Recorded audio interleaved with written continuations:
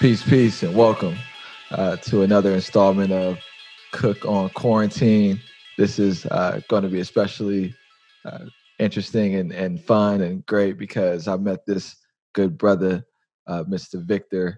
I actually met Victor over dinner in San Francisco several years ago, and he's sort of been like one of my mentors, helping inform and guide some of the decisions I was trying to make around partnership on the continent, where to go during my first trip when I traveled to Africa and I stayed in Kenya, and connected me along the way. He's like insanely popular and like, you know, well regarded. I have no idea what he does for a living. I just know everybody loves him. So we're going to get into Victor's story.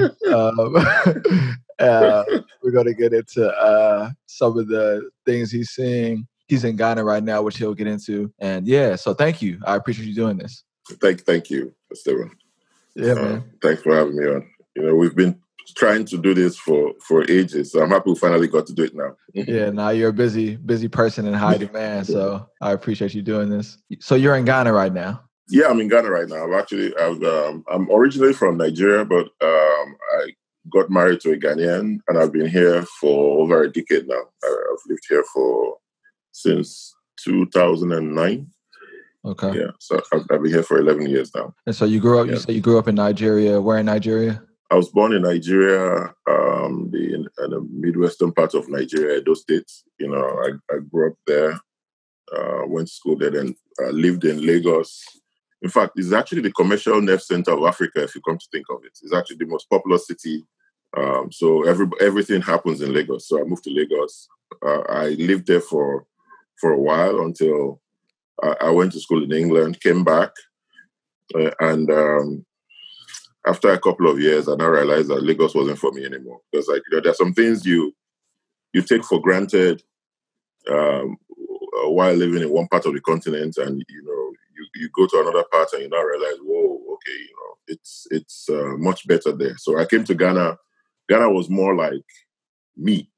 I'm not the everyday hustler. I'm not what Ghana provided was stability. Stable infrastructure. I'm not hiding from any political enemies. I'm not so much worried about crime. Or there's crime here, but it's not as bad as it is in South Africa or in Nigeria. So it allowed me to be able to focus on what I do. You're asking me what I do, and maybe this is it. Well, I know you're involved in tech, but the various projects you have. But I want to get into that too. Before you do, you were raised in Nigeria and you went to school in England.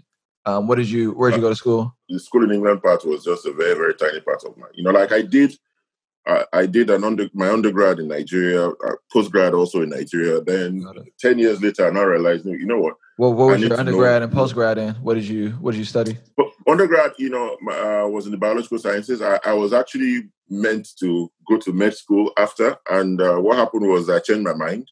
Mm-hmm. I found tech, but at the same time, I was still trying to make up my mind because I had a lot of pressures from my family. I had a lot of family members who were in the medical profession. I had other family members who were in business. So I had to choose one of the two. And tech was not even in the cards at all. What happened was I stumbled on my uncle using a computer once in his office. My uncle, was a banker, a very famous banker in Nigeria. Stumbled on him using a computer, and I was looking at it, and he was like, "You like this?" "Yeah, I like it. You want to know more about it?" "Yeah, I want to know more about it." Then the silliest thing happened. I watched Superman 3, with Ghost. I wanted to be a hacker, and that was it. The passion for technology started then. And even though I still went, did an MBA because of my family. Now, the funny thing was, before the MBA, I had left.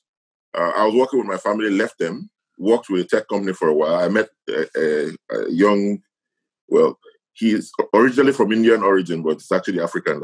Was born in Ethiopia, of Indian origin, lived in, South African residency, now lives in Australia. So I met my co-founder there, and we both went back to school. I was doing an MBA. He was trying to finish his undergrad. He was very, very good developer. And while we're in school, we just stumbled on building stuff, and that was it. And before we knew what was happening, we started this company. We had about 21 people. We were very young. We were in our early 20s. We didn't know what we were doing. We were just building stuff. So we ended up with one of the biggest clients in Nigeria, which was a farm, built an ERP product from scratch. We were so clueless. We didn't know that what we were doing had a global appeal and could actually even scale beyond the country and the place we were building it for. My co-founder had to move back to, had to move with his parents to South Africa. I was left alone with 21 people, and Y2K happened. What happened was this company we were working for was taken over by another company from Europe, from Belgium, and they had other farms in Africa that they wanted the same product to be scaled to, and we couldn't do it. So they just replaced us with some Indian company, and that was it. The company died.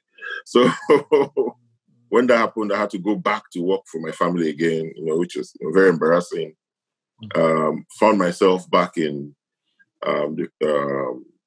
finance and in private equity and all of that. So did a number of deals. That sounds humiliating. It was humiliating. It was, I told you so. Right. You're back here. Uh-huh.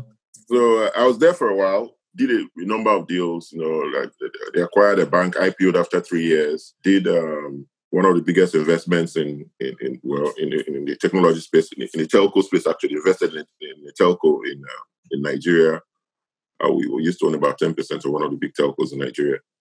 And as we're doing all of that, funny thing is that I now started seeing the relevance of tech again, in everything we're doing. And I realized that, look, I can't escape this.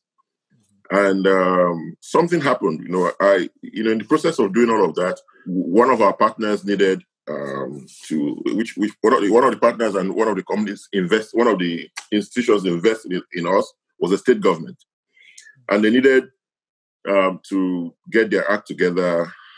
What they needed, strangely, was, a product that was similar to what I had built before by myself.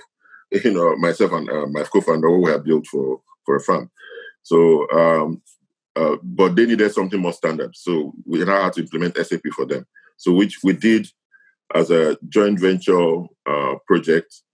And, for me, I had never seen a tech project pay $4 million, in 6 months in my life. And I said, okay, you know what? This makes a whole lot more sense than all of the swashbuckling in finance and all of that. This was what I knew.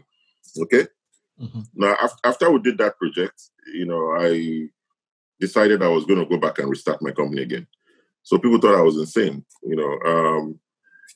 Luckily for me, I had a consulting gig with the IFC. There was a guy who was coming back to Africa. He's a Nigerian, but he had worked with Apple and Enron, and he'd gone to school in the UK, LSE, and all of that. Had a PhD, and he wanted to come start a technology business in Nigeria. To do business process outsourcing. Then outsourcing was rave. The Indian companies had opened everybody's eyes. Mm. So this guy had wanted to come. His name is Dr. Aloy Chife. He was coming to Nigeria to do exactly what the Indians were doing, and more. So he also needed to be funded. So he approached the IFC. Luckily for me, I had people in the IFC. I knew people in the IFC who did not have any knowledge of. They had never done any tech investments in Africa. So they called me in to look at what this guy was talking about, and also do an assessment of the market. So that assessment of the market helped me a lot, to actually understand what was possible. So I got paid to actually learn more about the market and more about this whole new services part of technology. Mm-hmm. And it was an eye opener. I did my study, gave them my findings. The founder did not necessarily agree because what I told them to do was focus on education, healthcare, and governance rather than the banking and oil and gas sector, which was booming. Like a lot of people think it's the commercial opportunities that make more sense than the educational. It's about the IFC, of course, backed me and said that was what they were interested in funding technology for anyway. Mm-hmm. And he eventually did that. He worked, on education first, then later government. And he became one of the most successful technology companies to ever come from this part. So successful that his products were now scaled outside Africa to places like Sri Lanka. So, and that was validation for me to just go back to tech. And I said, no, I'm tired of finance and all of that, private equity. Right. So went back to tech. I was lucky. I got one of the biggest clients in Africa, telco. It's actually the biggest telco in Africa still, MTN. Together with a South African partner, we had done some work for them. They were trying to get into financial services. They didn't get the license in Nigeria. They tried again. They got licenses in other countries. Together with another South African partner, we now help them to scale financial services to about 13 countries using your phone to actually make payments. They call it mobile money in Africa. So we did that, and that actually now made me two things happen. I now learn more about Africa. I was traveling to all different countries. That's how I discovered Ghana. Let me make sure I understand that real quick. So you helped launch a platform that was to make mobile payments. Because when I was in Kenya, they had M-Pesa. M-Pesa. M-Pesa is exactly like that. Yeah. Okay. M-Pesa is done by a company called Safaricom. Safaricom, is a Vodafone subsidiary in. Okay. What was the name of the company you started? But my company is called Swifter. So what we did, we were actually a services company helping. MTN is a telco, which MTN launched a product called Mobile Money. Okay. Mobile Money is similar to M-Pesa in Kenya, but it's used. It's more widely used in Africa in a number of countries. Ghana here is much more dominant in Ghana. DRC, not DRC, Congo Brazzaville is not different from DRC. Uganda was one of the biggest operations before Ghana now started. South Africa, Sudan, so many places, They have so your company, over 200 million customers, yeah? So your company offers a critical service that allows the mobile money to run? Is that how it works? Yeah, we did. Yeah, we did implementation, we did support, we did all of that for them. Because I had moved from building products to now helping other people implement and scale their products, which was a services thing that I discovered from doing the SocketWorks project. And I now realized that it was actually a lot more profitable than trying to build stuff myself. Until I realized after 10 years I was doing exactly the same thing. Went to Harvard, did a course there. Met this guy called Joe Fuller who broke it down for me that, there's actually zero equity in services. I'm just actually on a Ferris wheel, because if you keep if you keep providing services like people like Accenture and McKinsey, and you're not as big as they are, even them, for him, he ran Monitor Consulting, which was one of the biggest consulting groups in the world. And he told me this is the problem. Like consultants are just like glorified students, they will leave and they leave with the knowledge and you leave with all of the equity. So there's zero equity in services and consulting. So I really looked at it and I realized that he made a whole lot of sense. And before then, I had started investing in a couple of startups. I knew what had happened to me when I was much smaller. So, and I said, okay, look, it was now my turn to help other smaller companies. But at that time, the people I was investing in didn't get it, and they died, So I now realized that maybe it made more sense for me to build products by myself again, So we went back again into building products. This was around 2013, 2014. Built one of the best agent networks now in Africa, called Omni Branches, helping sell solar products and also do payments for solar products and renewable energy products, We're starting from West Africa now, and we're scaling it all around Africa too as well. So we did that, I invested in also some other payments, because payments was now my core, what I knew. So invested in some other payment companies, some payment startups. One of them is called Flutterwave, which is doing very, very well. So you have like a portfolio of companies that you either are invested in or you're running? Or we're building by ourselves. So I now basically realize to just focus more on mentoring and investing in startups. So I started that 2016 really. In fact, what's happened was Google actually forced me to, because Google was a partner. We're doing a lot of work with Google, Visa, and all of that. And doing stuff with Google exposes you a whole lot to places like Silicon Valley and what kind of things happening there. I started going to the Valley since 2011. Google basically kickstarted the African developer ecosystem, because like they were doing a whole lot. They were providing infrastructure to universities. We worked with them on that because they didn't have a presence all over Africa. We helped them in places where they did not have a presence. So I became quite close to the guys at Google. They also now had a startup support program called Launchpad. It's now called Google for Startups, which I was a mentor. They started it from Mountain View, later moved it to San Francisco. That was the period we met, I think. So we actually did Google I/O. Every year I go to the developer event for Google too as well, and they from Google I/O we now started doing the Google Launchpad events.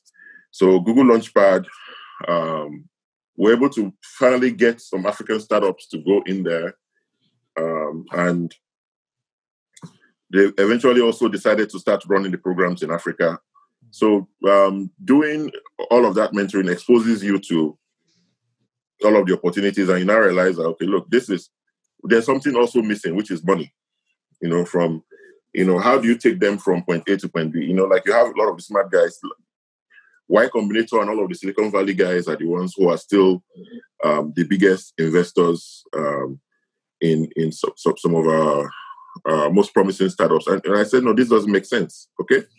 So we're trying to figure out how best to get local, because like the deal I did with my uncle and his private equity company at that time, we raised $285 million for investment in a telco, all locally. Now, if we could do that as at 2001, how come now all the little startups are going to Silicon Valley to try to raise money when we could raise money locally, then, okay? So that for me, initially I wanted to start my own fund, Cater Capital. We're talking to local LPs. We now realize that, none of these guys were willing to commit seriously to this asset class. For them, what they understood was totally different from what we're now trying to make them see. And without any major successes already in that space, it was going to be very, very hard, for you to actually convince them. One of the companies I worked with in South Africa, they exited to Visa for $110 million. But even then, even after that exit, how much did the early investors really make, from the deal? So for you to get people excited, you have to show them exits. Okay. In the Valley, they've been doing this for quite a while, and what happened in the Valley was that they had some very early blowout successes, and those guys now became the vehicle for exit of the smaller companies. Like Google buys a whole lot of companies. I gathered that 98% of all exits in the Valley are acquisitions. And Google buys like half of those companies. So if you don't have those kind of large successes here who also start acquiring companies, you're not really going to be able to grow an ecosystem. We have those big companies now, like people like MTN and the others. There's also Orange Telecom. So they're just now warming up to it. Okay, but unfortunately, most of the early investments are being made by people from the Valley, who also have seen the opportunity in Africa. Right. The Chinese are also here. They've also seen the opportunity. Because Africa is the last frontier. I want to ask several questions about that because I know you can. There's so you're a wealth of knowledge, and you become like sort of a leading voice and champion for building out this ecosystem on the continent. When I was in Kenya, there were like these news reports about the founder of Twitter coming out to learn about M-Pesa, or he's going all over the continent. And then, and Venmo and the Cash App are now like they're new concepts in the States. They weren't really around, but you all are out there doing it much longer. I want to talk a little bit about Corona. It's kind of a big jump, and then I kind of want to get back into some stuff specific to Ghana. With So you're in Ghana. Like, what's sort of the vibe, the precautions? What's the government saying about contractions and restrictions? Like, what's it like right now? Oh, they're very serious here. The government is serious, but the people aren't serious. Same issues you have in the States where people don't really people are tired. So, but you also have people, like me who do not take chances. I'm not going to go out to risk my life. But the thing about it is, I can do this because I can afford it. You understand what I'm saying? There are others who can't afford to remain at home. I've worked from home for 15 years of my life. I have an office, I have businesses all over, but I don't. I like I said before, this was what Ghana gave me that I love. I could work from home. I could actually be in a place and they're stable. So the government is doing all they can, but people are still out. If you go out, you won't believe that there's anything happening like a pandemic. There were lockdowns.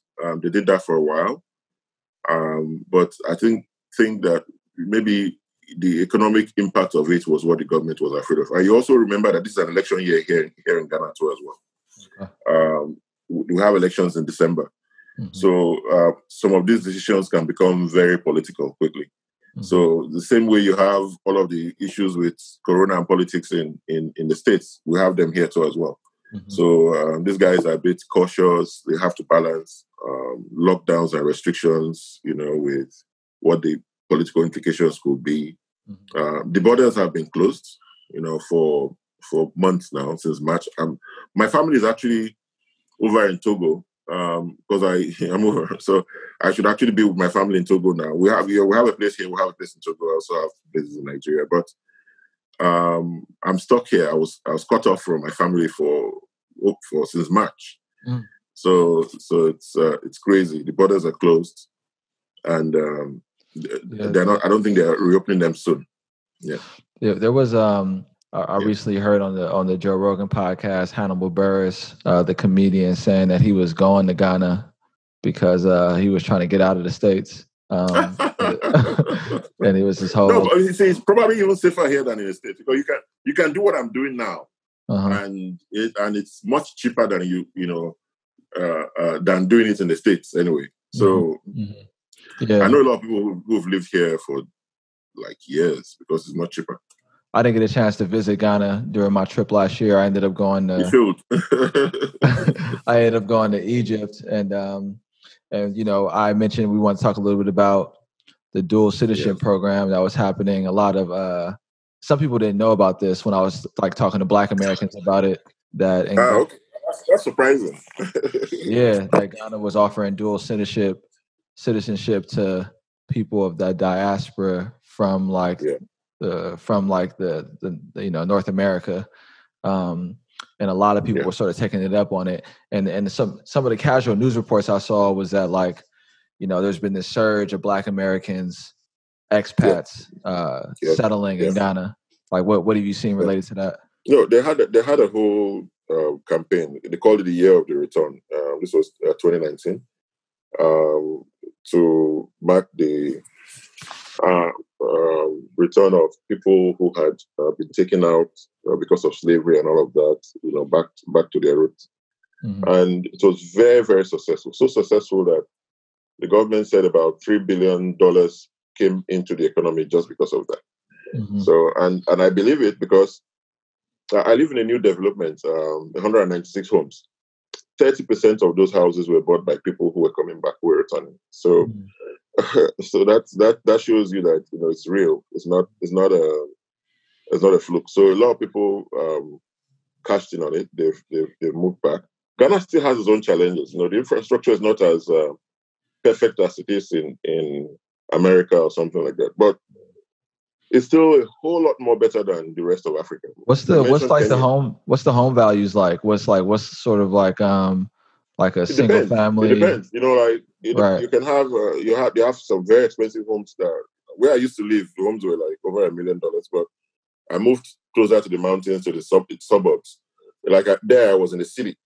But I moved out to the suburbs. The suburbs, there are new developments here that are much cheaper, than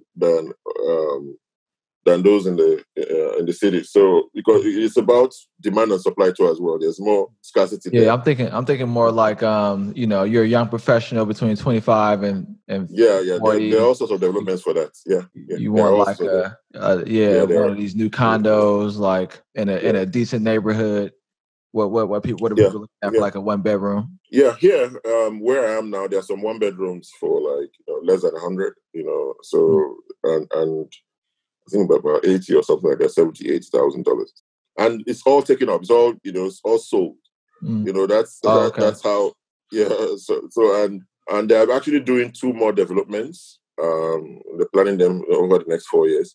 So there's a whole lot of real estate activity happening because of this. Because they actually know that, like the guys who built this development actually live in the States. They are Ghanaians, but they live in the States. What they wanted to do was build a place where that's used to the kind of that's of the standard that they're used to. So and they built really, really good development. Everything is pretty much standard. Everything works. I don't miss anywhere else in the world. Ghana also has very good internet. We have like where I used to live, although here now we're still doing a whole lot of wireless, but still very, very decent, pretty decent. I get at least 50 Mbps downloads. But where I was before, in the city center, the speeds were faster than San Francisco. I used to have even Google has offices. Google has an engineering office here in Ghana. They have their AI lab. I'm not surprised. They have an AI lab here. So that shows you how decent the infrastructure is. And what would you say? I actually wrote an article about it on CNN. Yeah, sorry. No, I was just going to say, what would you say? People that are looking to visit Ghana, like Black Americans, what are some things they should keep in mind? Like 1 or 2 things. Like there's an article a friend of mine wrote that when she came to Ghana, it was the first time she realized that she wasn't Black. Everybody's used to everybody. She's originally, maybe her parents are Nigerian, but she was born in the States. She came to Ghana for the first time, and she now realized that, whoa, this is the first time I'm not conscious I'm Black. So they're very welcoming. This is actually very, very welcoming. They're very, very nice people here. And the thing is, I would say that the crime is worse than places in the States. I had a cousin killed in New York a couple of weeks ago. So I'm sorry. Obviously, there's a whole lot of crime in the inner cities and all of that. So people who are used to that kind of level of crime. The thing is that here, one of the reasons I decided to stay, I was out one night. We're out early in the morning. There's a place called Osu, and I saw a white girl, leave a bar and walk to her hotel at 3 a.m. in the morning. And I said, "Whoa, this is crazy." this never happens anywhere in Africa. You know, like for you to walk around at 3 a.m. in the morning and you're not afraid. Right. And I was sold. You know, and that was, you know, I said, but you know, depends on the area too as well. But that was also, it's like a lot of young people like the place. It's, you know, the heart of the city. Right. A lot happening there, a lot of nightclubs and all of that. So, and I was looking at it and I was saying, this is interesting. In Nigeria, I wouldn't risk this. In South Africa, hell no. In Kenya, I wouldn't even try it. You know, but, you know, in Ghana, that was do that. One of the things that I noticed on my trip, you know, because the way that I usually travel, because you know when I went to Kenya, and you helped me make that decision about where to go, and you put me in touch with some people. When I went to Kenya and I stayed in Nairobi, I didn't know anybody. I just kind of showed up, you know, and I was like, I'll figure it out. And then it was a few things that were eye opening. I just thought that I would go out and meet people, and then the people that I met, they seemed cool, but then it became like this like kind of desperation in our conversations about like that's what you need. That's something you have to be very, very careful about. But you see, the thing is that Kenya is a country. Kenya, Ghana, these are countries that are optimized for tourism. Okay, now it's like Jamaica. My wife went to Jamaica, and what she told me was, "Look, you know what? Like it seems as if everybody wants to get the dollar out of you as a tourist. You know, so if they figure out that you're a tourist." You know, it's very, very sure that they will want to get as much as they want from you because you're a tourist, because they feel you're bringing. Then the exchange rate differential doesn't help too as well. They feel, oh, okay, the tourist has a whole lot more money to spend, but that's actually sometimes not the truth, because I've seen so many people who come here on holidays, you know, and they have a totally wrong idea about what's possible. It's also a very expensive country. It's not really, really cheap, you know. It depends on where you're going to, you know. Cape Coast, which is far away from Accra, is much cheaper than Accra, you know. So a lot of people, Cape Coast is where you have the Elmina Castle, most of the tourist attractions and all of those things. Okay, so a lot of people go there and also do not realize that, okay, the locals there are also very used to tourists coming around and, you know, want to find a way to make a buck. That's their economy. Right. Tourism is their economy. So when you have a tourist economy, you see that kind of desperation where people are optimized to do that. So, and this is what I think has not been well managed here. Even in Jamaica, as bad as it is in Jamaica, but you know, it's also still restricted to some areas. The resort where my wife was in Jamaica, it was really, really nice. You know, world standard, everything.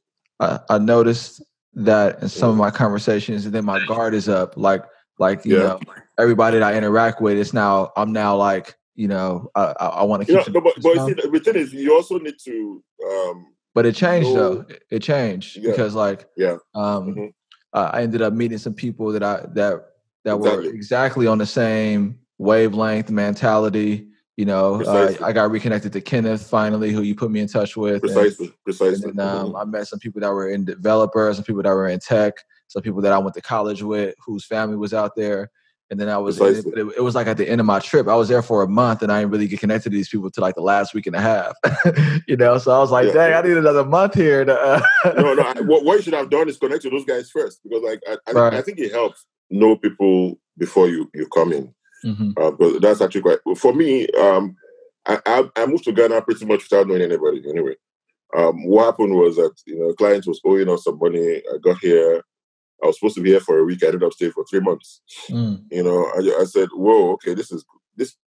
Now, because I'm Nigerian, and Nigeria is a much worse state of mind than Ghana. I found it very easy to fit in here. You know, people here were much nicer. Even the policemen, you know, like there was a day I was in a cab, and the driver wasn't properly dressed. We were stopped by the car. I thought, okay, here we go again. These guys are going to now take money from me and all of that. And what I found surprising was that they were actually scolding the driver for not dressing properly. Why are you wearing flip-flops? They're making us look bad in front of tourists. I said, "Whoa, this is interesting." Like that was a totally different experience from Nigeria, where I'm scared that the policeman is probably going to rob me. So totally different. So I was pleasantly surprised, and I ended up staying here for 3 months. Came back again, stayed here again for another month. Came back, and I okay, you know what? I might as well just get a place. So and I got a place. Opened an office. In fact, we opened an office before I got a place. We got an office. A friend of mine. We actually just met. We met her at a mall.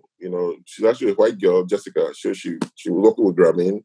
Introduced her to us to her company. They gave us some space, to use.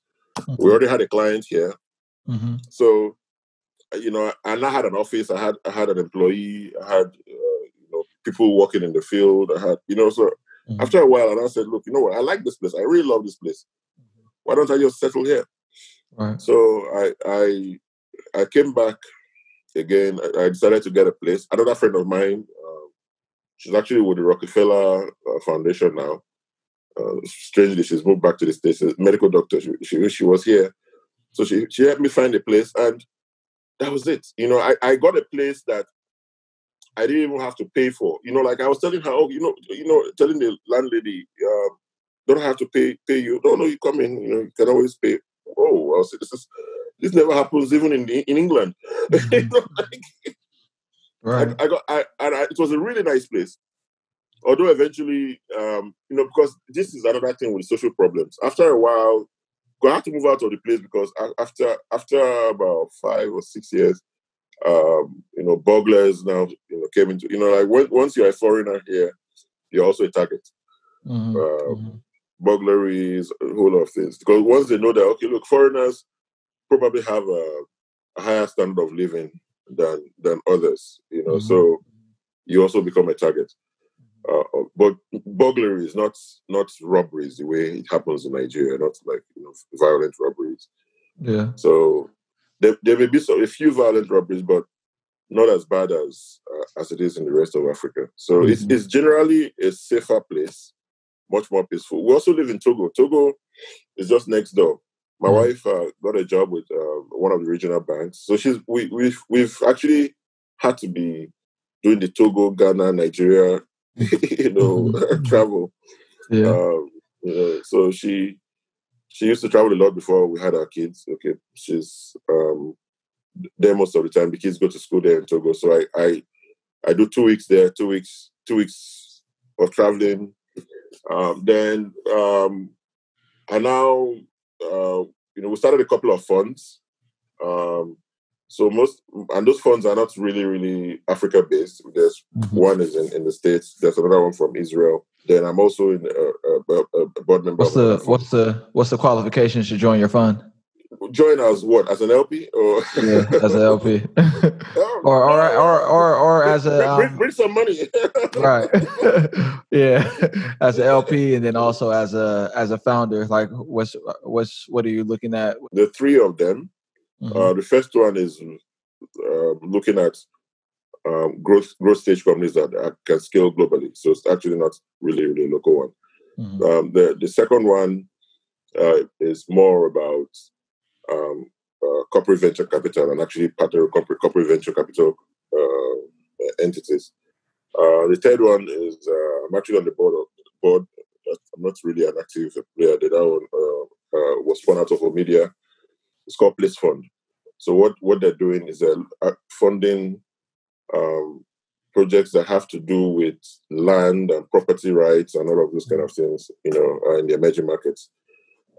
Then there's a fourth one, which that's more of an angel thing. That's what I'm doing with my friends. That's we're trying to see how we can recreate SV Angel here in Africa, where we do like at least one deal every week. At what level? At what level is the? I don't know. Or is that not public? What I was thinking of was because you see, this is it. I want to do better than Y-Combinator. Y-Combinator does $150,000, for 7%. So what we're thinking of, okay, look, let's do $200,000 for 10% or less. So, and let's do one deal from every country every week. We have 54 countries. Yeah. Hold on. 52 deals per country in a year. No, 52 deals per continent in the whole of Africa. Okay. Not 52 deals per country. Okay. One deal for the whole of Africa, but from a different country. Got it. Okay. Every week. So that's what we and that's still a lot. That's still a lot of money to move around. It's just $10 million. I looked at it and I said, "Whoa, this is just $10 million." And that's actually a very tiny fund, in the States. 10 million. I have a friend, Shruti, Capital. I think her fund is like, I think she was $10 million last time I met her. I think she's gonna be, but she's doing very well. Right, but it's not a ton. But in terms of the fund size, it's not a ton.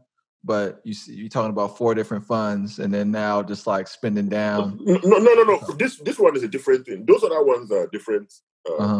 Each fund is on its own. Like this one, for me, what we wanted to do. This is an angel investment move in Africa. What we're looking at is, look, I hate seeing cap tables where Y-Combinator is actually the biggest. It just annoys me. I keep saying that, and if we do not do more in Africa, we'll keep losing all of these guys to. So why don't we be the first guys to invest before a Y-Combinator? Have you met Michael? I'm sure you probably met Michael before. Yeah, I met Michael. Yeah, I met Michael. He came to Nigeria. We met, and all of that. Michael is the CEO of Y-Combinator, for people who don't know, who are listening. Yeah. So for me, the way I look at it is this. SVJ probably does less than Y-Combinator. We could also do less. There's a guy from is it Bessemer that said something which was actually very interesting. First of all, you put yourself in the position to be chosen first, then you choose. I want to be the ones we want to be the ones to be chosen first.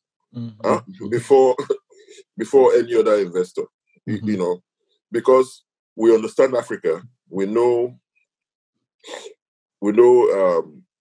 the continent better, and we have the connections all over the continent. This is something that also came up when we're with mentoring a lot of Google startups, backed startups, and something that occurred to me was this: we're running these programs in San Francisco.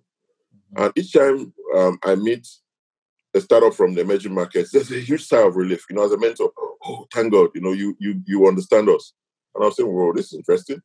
Startups from India, startups from Vietnam, startups from Africa. You're meeting them there. Thank you. Because when they're meeting mentors from the Valley, those guys actually probably do not understand what's going on. So they're mentoring based on their US experience. I remember one of them from Vietnam, a mentor from San Francisco telling her, don't work with telcos. And I told him, are you crazy? In this part of the world, telcos are the game. They're not your AT&T and T-Mobile that you have there. Right. In this part of the world, these guys are the ones who own the infrastructure. They're the ones, all of your internet is from your telco. So what do you mean by don't work with telcos when you're an internet company? Right. Yeah. So there are nuances here that people there don't understand. So now there are a lot of small funds here who are also who are feeding into Y-Combinator to us. So, but I don't want to do that. That's what I want us to do higher than them, do better than any Silicon Valley investor, and provide the startups with real value to as well. Because we've done this for a while now to know that it's not rocket science. You know what I'm saying? We've been, like I've told you my story. I've been doing this for over 20 years. You know what I'm saying? Okay, and I have a number of ventures that are backed that are also very successful. You the man, and you have and you've been validated. If people look at your Twitter following alone, not that that's supposed to be the indicator of success, but you've built a big audience, and a lot of people who are very serious seek you out. And there's no reason that, and there's a need that you are well positioned to fill. You have this experience in banking and equity and starting your own and being successful with the exits. Like, you deeply understand, you already know this. I'm just playing it back for you. I understand what you're saying. And so the volume of it was just kind of inspiring to me. Like, dang, like a startup in every country is probably, for you, it's like, oh yeah, that's easy. That's small scale. That's hella doable. No, but we have to do it. You know why we have to do it? I'm very happy that Michael is the CEO of Y-Combinator. But Michael doesn't own Y-Combinator. Michael is not the one who invests in those companies, all by himself. Even if he does, just a little chunk that he gets. Now, at the end of the day, investments are global, all right. Before we know what's happening, the wrong guys will now start calling the shots in Africa again. Do you understand what I'm saying? So this is also an opportunity for African Americans, in the diaspora too as well. Like, this is now the time to invest in Africa, to own a part of the story of Africa. $10 million is not a lot of money. Yeah. Well, I know people are interested in that. I know people are interested. I mean, just because the price point is different, people they're trying to do something in San Francisco for me, right? Like my rent, right? Yeah. My rent is $3,200, right? And so I'm like trying to make money to sustain my life here. And then when I'm thinking about investing, owning a home or having equity stake in the company or doing real estate deals, like trying to align with somebody like you that can help me do that on the continent, someone that's like well established and trustworthy. That's why I'm trying to sort of like. They're different level. I know somebody. I met somebody. I wrote an article on CNN about Ghana, about the Google guys coming to Ghana and all of that. And I got a whole lot of inbound, even from Brazil, people from Brazil who want to also come here too as well. And I didn't realize that Brazil has a significant Black population. And this is something nobody tells you. You think Brazil is really, the largest one outside of Africa. Exactly. I was stunned when I found that out. I said, whoa, the Black people in Brazil, quite substantial, So you have a lot of Black people who are out there who now realize, hey, wait a minute, not the Hollywood perception, not the coming to America type of Africa that that people are saying, this is the real Africa. You can, a lot of people are realizing, wait a minute, I can actually do business here. I say, yes, you can do business here. Or there are companies here that, like there's a tech guy that I met. Oh, I can actually sell products to, to corporates in Africa. I say, yeah, there are people who spend billions of dollars, yearly in Africa on products. So there's a market here. And there's also a consumer market too as well. And there's also a production market. I think the biggest, you saw what those guys were doing at Andela. Taking training developers and using them to build products for other people in the world, out there in the world. The biggest opportunity in Africa is a production opportunity, not just a consumption opportunity. So if you want to start, as an African American, if you want to start a startup, there are people here you can hire for much cheaper than you can hire in the States, and who will actually who are Black, who will work with you and all of that. So yeah, one of the things that I met a lot of small business owners in Kenya. Like I got connected to the U.S. Embassy in Nairobi. And met somebody through there and met some other folks on the ground. And there was these constant news reports about, like government corruption. At the time, Kenya was ending its currency. They were going to launch a new currency because there was like all this cash being hoarded that wasn't in circulation. So they were just going to like dissolve it and start a new one. Some of the business owners were telling me that they had contracts with government and the government didn't pay, and it had been like years. That's very common, yeah. Yeah, and so so people were trying to find a way, right? there is we talked about you mentioned briefly the influx of like Chinese investment. And my theory, you can debunk this theory, okay? Because this is like, as you know, and I don't. But there was a bunch of development happening in Nairobi that was Chinese owned, right, and it was all people. It were all Chinese folks on the construction site, and so there was this sort of tension, like, oh, why aren't they hiring locally?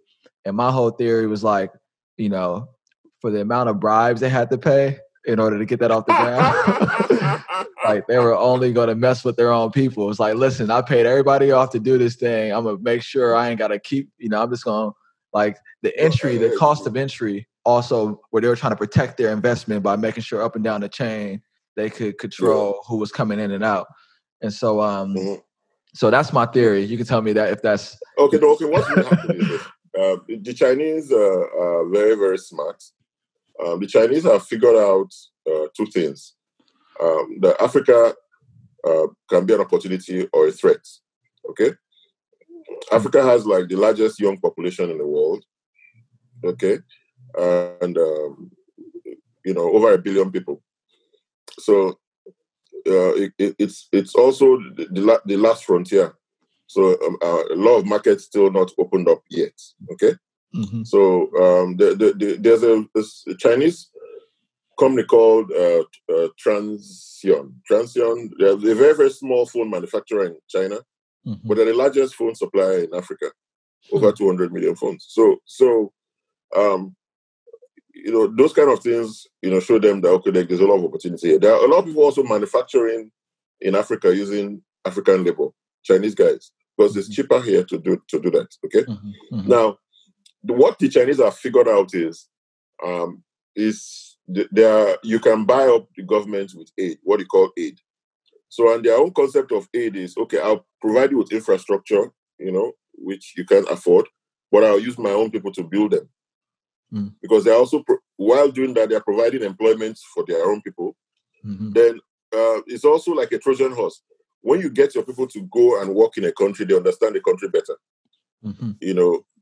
So it's like blatant espionage. Like I'm doing it so that I figure these guys out better than they will understand. And most of those guys never go back. And I know people here who started mixing up with the locals, having children here and all of that. And that's a strategy, a very long-term strategy that they're playing. So America, on the other hand, is walling themselves off, but China is pushing their people out into the world. So it's already showing promise to them, because like there are so many sectors that they control. Like there are things that are happening here that are just unbelievable.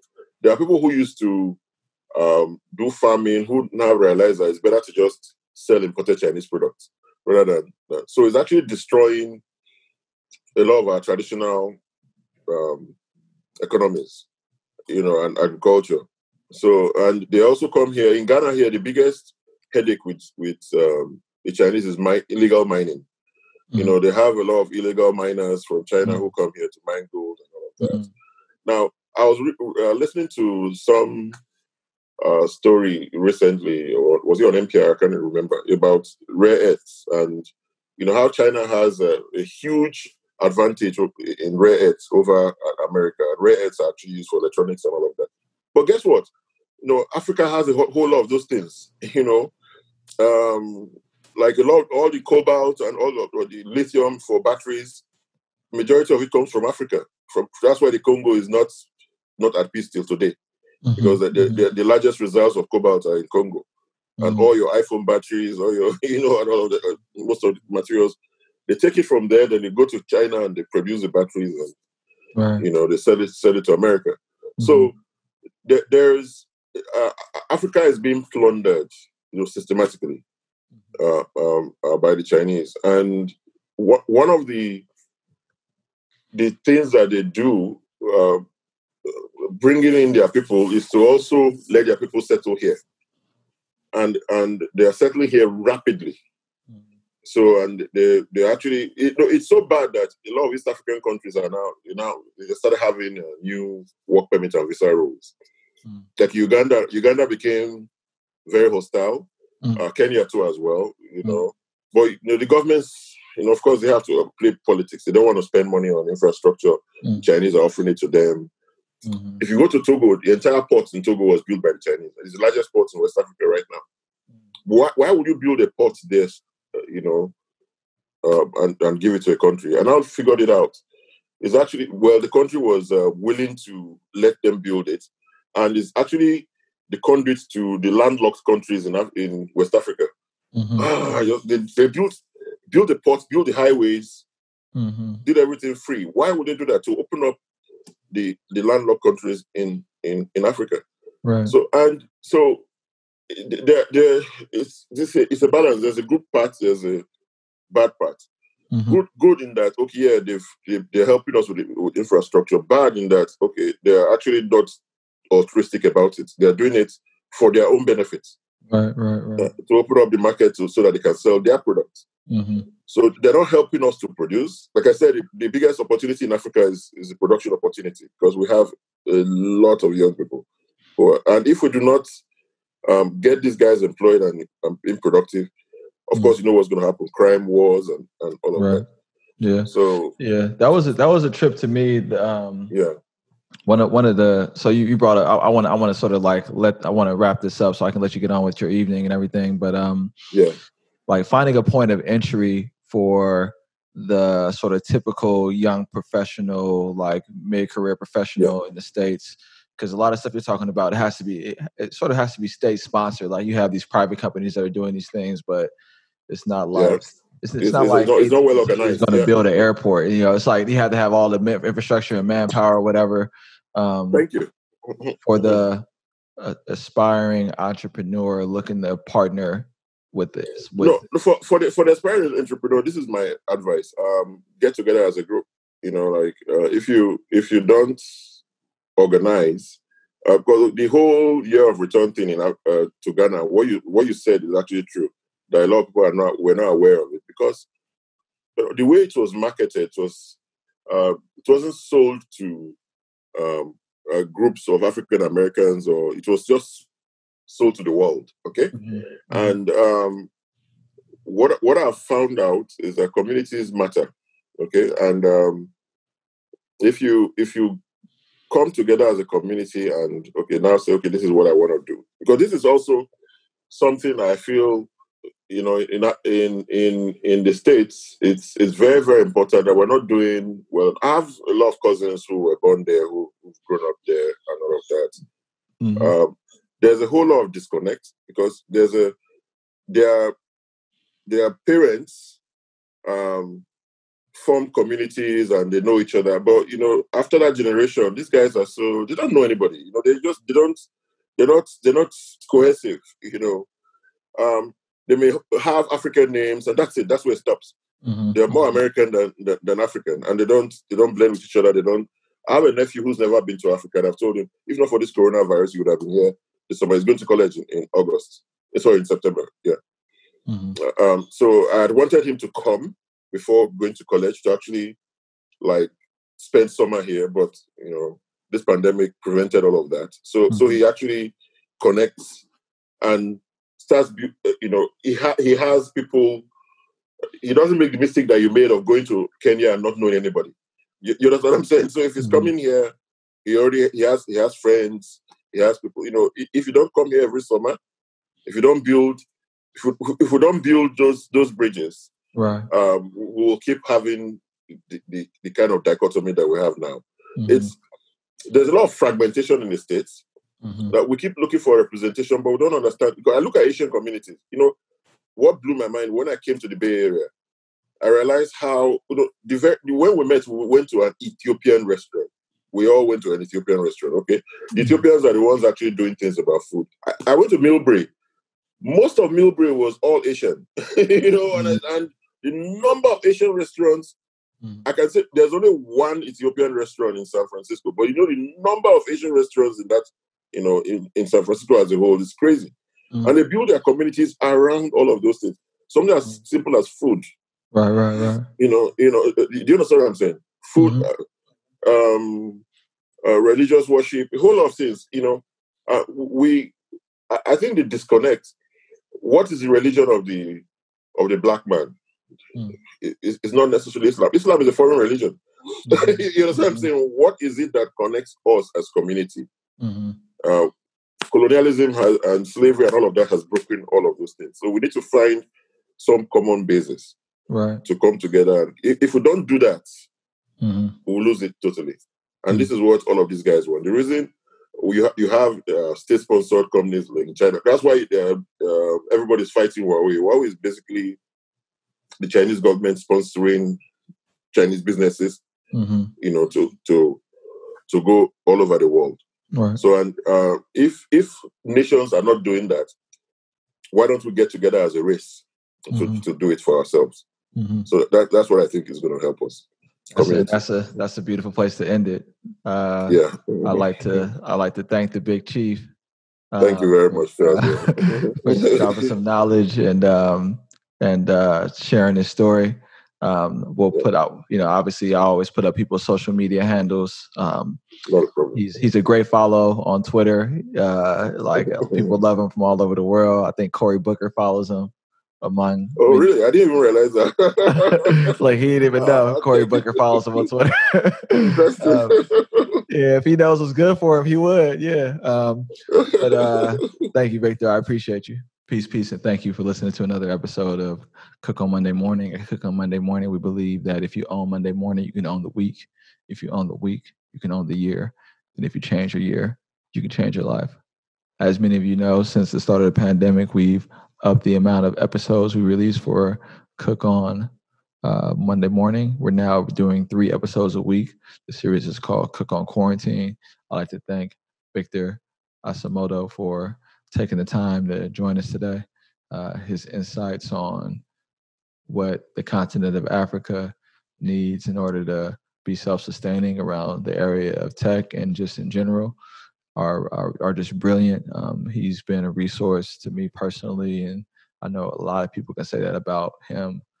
He's just a great human being that has a great mind and a great vision, and represents a mentality that is quintessentially what we're trying to elevate at Cook on Monday Morning. So I really appreciate him taking the time, sharing his story and what drove him into the work he's doing today. We all need to help continue that work, and I hope that we all will by connecting with him on Twitter. We'll put his Twitter link on the screen to make sure that people see that. I also want to thank the people that make this podcast possible. Our videographer, David Topete, an amazing person. Thank you, David. Fernando Encico Marquez, who edits my newsletter. You can subscribe to the newsletter at stevoncook.com. With the newsletter, there are additional insights that I offer based on the people that I've spoken to, or just general things, policy recommendations or business insights. So you can get more information in a more abbreviated way by subscribing to the newsletter at stevoncook.com. This podcast is owned by the Luther Harris Holding Company, where we do strategic advising and consulting for nonprofits, startups, and we do diversity hiring for large companies to help them meet their hiring goals. If that's something that is of interest to you, please feel free to reach out to me at info@stevoncook.com. While you're at the website, stevoncook.com, and you've already subscribed to the newsletter and you subscribe to the podcast, you'll see that we have a bookshelf. On the bookshelf, if you go through the books through the Amazon link and you do your Amazon shopping, it's a great way to support the podcast. We get a small percentage of whatever you purchase. There's no additional cost to you, but it helps us cover the cost of the podcast. It's a great way to support the work we're doing here. We'll also be launching merchandise soon, so you can represent this message, by listening and by wearing some of the stuff that we put together. It's going to be really fly, and I hope that you'll purchase it when it becomes available. We've been doing a night out for single mothers. So if you know anyone that's a single mother that you think deserves a nice night out, the whole idea is that I cover dinner for her and a friend. We can look into getting childcare for her if we can figure out a safe way to do it. And it's just a token of appreciation to show you that, we know that the road is difficult, and we just want to tell you that you're not alone. Here's a nice night out. So if you know of anybody that you think would be deserving of that, if you're a listener of the podcast, or you know someone else, you listen to the podcast, know someone else, feel free to send me an email, info@SteveonCook, and we will set that up. We're looking to do it at the capacity of twice a month. So email me, and I'd love to put that together. I'd like to finally just thank and showcase the love to people that ultimately this podcast is for, the people that inspired me to do this work, the people that my great grandfather lived this life in service of. They are our first responders, our firefighters, EMT workers, police officers, social workers, our educators, our school lunch workers, our custodians, the people that pick up our trash, the people that drive our buses, like my father, who's a muni driver in San Francisco. This podcast is for you. This podcast is for our employers, the people that create opportunity, sacrifice of themselves, and help give purpose to folks by offering meaningful jobs that allow them to take care of them and their families. To our employers, this podcast is for you. It's also for our gig workers, the folks that are doing the essential work of stocking our shelves, delivering food, getting us to where we got to go through the rideshare services, exposing themselves to this vicious virus. Respect your grind. This podcast is for you. And if you haven't gotten enough of me, which I hope you haven't, and you're looking to build additional community, which I hope you will, I hope that you'll reach out to me on social media. I'm on LinkedIn at Steveon Cook, Facebook at Steveon Cook, Twitter at Steveon Cook, Instagram at Steveon Cook. We're a tribe, and we are going to grow this mentality together, this mentality of being doers, of establishing ourselves, of building a legacy, of improving our families, of improving our community and our country, and with building connections with folks like Victor. Together, we'll move the world forward. So thank you for supporting the podcast. Thank you for connecting. Until we meet again. Peace, and we out.